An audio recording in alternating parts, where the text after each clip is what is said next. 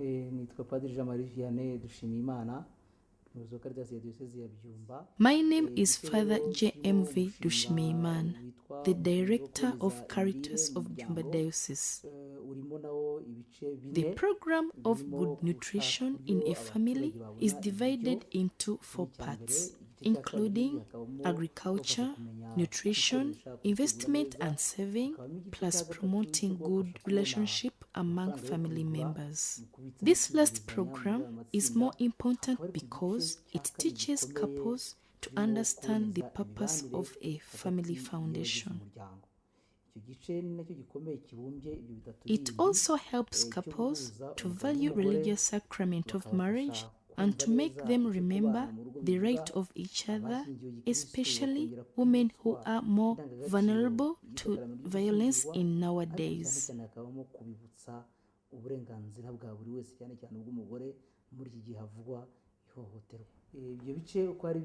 The agriculture part is composed of people in groups assisted by a project agronomist. 150 groups are given crops, fertilizer, and agricultural skills taught in groups through the Farmer Field Learning School, FFLS. Mbere uburyo twahingaga twapfaga guhinga akajagari ubundi tugahinga. Before, we cultivated by using our traditional skills, but after learning modern agriculture, we started to cultivate in a durable kitchen garden in which water and fertilizer are kept together to nourish the crops. Kandi n'igihingwa cyaho ugasanga givoma ku buryo bucyoroheye. I work as an agronomist in this project.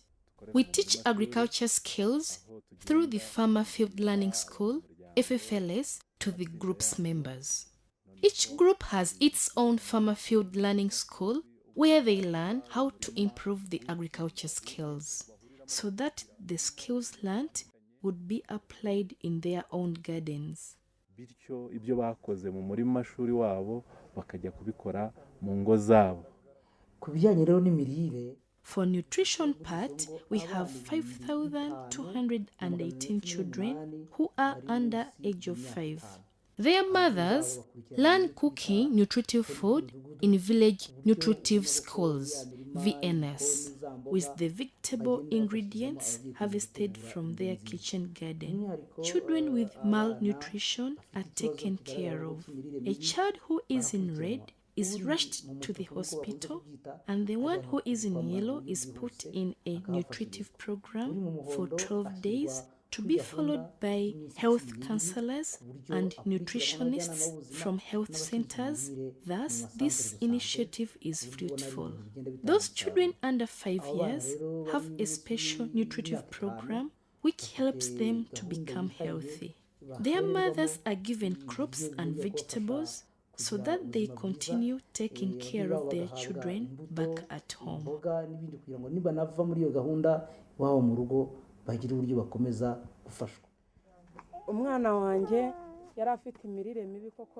I had deep grief because my child was malnourished due to not knowing how to cook a nutritive meal. My child weighed 1 kilo. Each month, I attended this nutrition school to learn how to cook nutritive food for kids. For this time, I praise my Lord. My kid now weighs 5 kilos and 800 grams.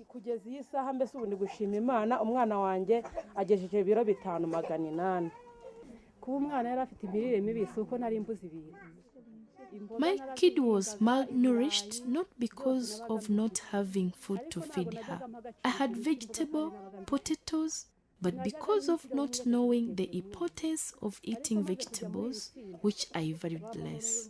But after joining this group, role model mothers taught me the importance of vegetables.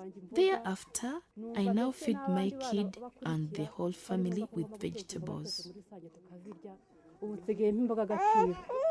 Ubwo rero muri gahunda y'ishuri mbonezamirire icyo dukora Mothers bring variety of raw food in this village nutritive school. This collection has to contain food with calories, proteins and vitamins. From this collection, mothers with the help of a role model mother learn how to prepare a nutritive meal in order to eradicate malnutrition. Children are weighed and measured to know their growing process. Those who are malnourished started a 12 days program under the supervision of a role model mother.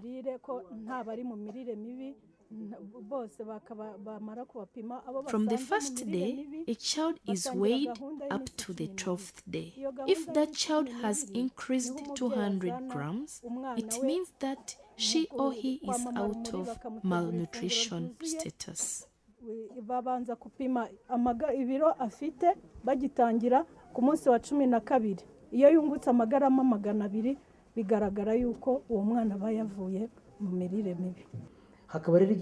We have a program of saving and internal lending credit, SILC, well known as SAFE, in 5 parishes in which we operate. Those 150 groups have saved more than 80 million Rwandan francs. Group members have the opportunity to borrow money which will be refunded with interest.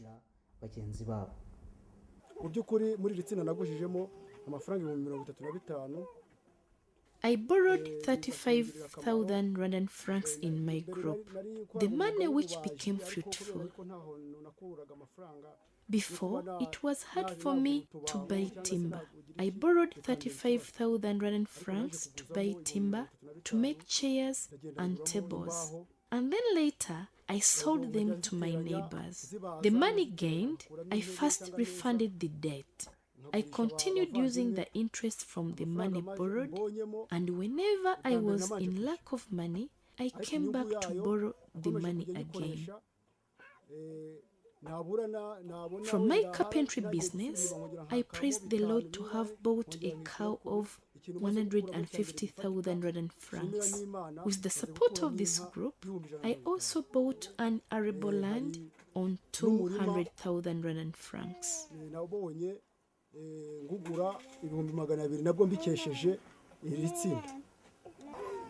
tsinda ryangiriye akamaro nagurishamo amafaranga 50,000 naragiye n'umufasha wanjye turaganira. I borrowed 50,000 francs in this group. I and my husband, we thought about a business to run. We bought 1 can and 2 barrels to use in production of sorghum beer. When the business flourished, we paid back the money, and I bought a piglet of 10,000 Rwandan francs from the interest gained.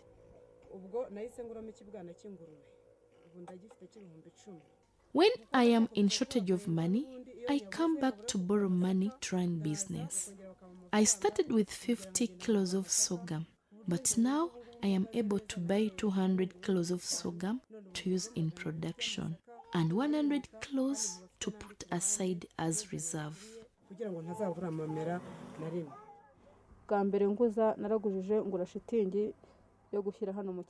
I firstly borrowed money to buy a sheet to build a water tank.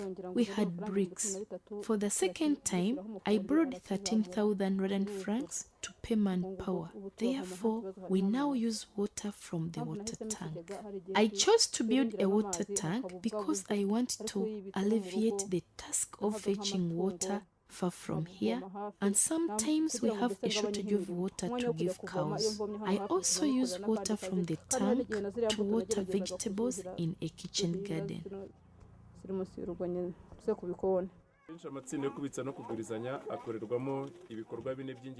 These groups of saving and internal learning credit have 4 functions: training each other, supporting each other financially, developing families' financial means, and brainstorming some small projects which generate income.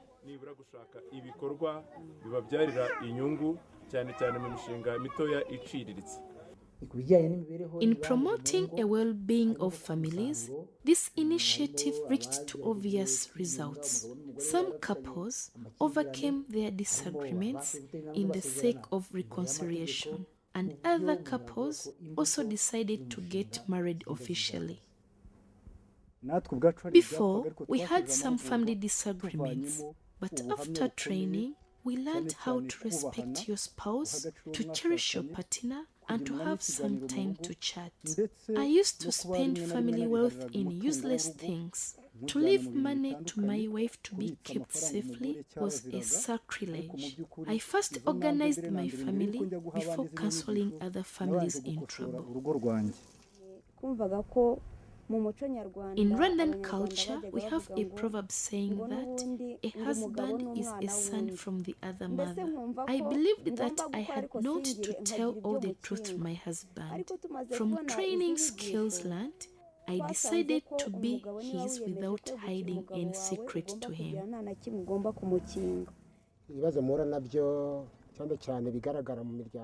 Many conflicts in several families come from family property mismanagement. The other problem is based on gender inequality. Men do not respect their wives. Therefore, spouses have no commitment to work together.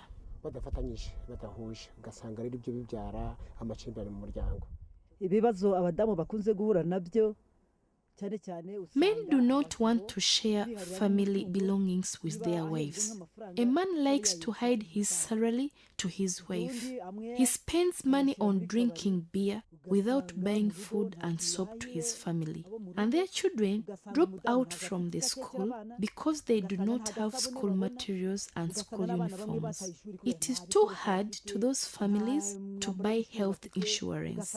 In that case, we approach women for counseling and we urge them to bring their husbands wisely for effective understanding.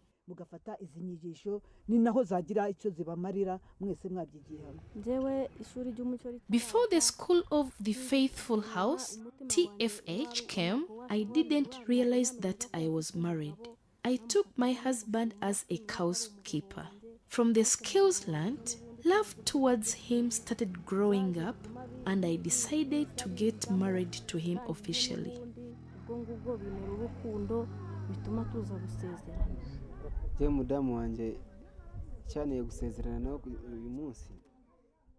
I decided to get married to my wife today because I trust her and now she's my true wife. Before joining the School of the Faithful House, TFH, I took her as my homemaid. Before, when I got home, there was no need to greet her. But today, when I get home, I greet both my wife and our kid. And all together, we discuss about the future of our family.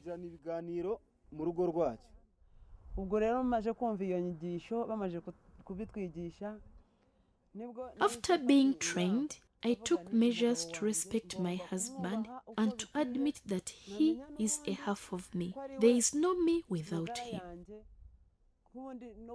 This official marriage is a sign of respect and a decision to be faithful to him.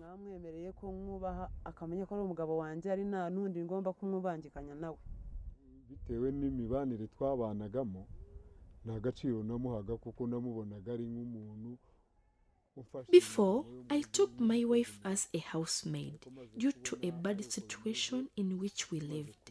After knowing the value of a wife at home, how we should live together faithfully, and acknowledging that there is no other better woman than that whom Lord gave me, thus I trusted her, and my love grew up in my heart. So I decided to marry her officially to bring back the respect that I had taken away from her before.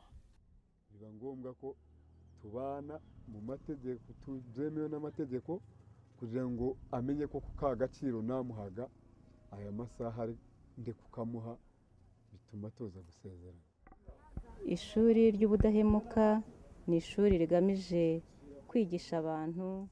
This School of the Faithful House, TFH, teaches people how to live in harmony, in their families. ahatangirira ibindi bikorwa bitatu bisigaye bikorerwa muri uyu mushinga. This part is a nod to other 3 parts of the project activities because we teach couples to live together in harmony without separating their strength. kubana neza mu rugo bakibona bari mu rugo badatatanije imbaraga. From that, couples are able to make their families grow financially, to do modern agriculture for family self-sufficiency, and to be able to fight malnutrition through their fields harvests. butari ubuhinzi bw'umwuga, ubuhinzi buteza urugo imbere, noneho nibyo basaruye nk'urugo ababyeyi babashe kubitegurira abana, barwanye ya mirire mibi ishobora kugaragara mu rugo. Murakoze. Mu minsi iri imbere icyambere giteganywa no kwagura umushinga tukajya mu yandi maparuwasi. We plan to enlarge the project to other parishes because we operate in 5 only. We want to start groups of trainers in fighting malnutrition. Those families that we helped before would be witnesses to other neighborhood families. This number will be added to the current role model families in order to have a big number of trainers in malnutrition. Nabo ngabo mu mubare tukawongera kuko ngo tugira abakangurambaga benshi ku bijyanye no kurwanya indwara zituruka ku mirire mibi.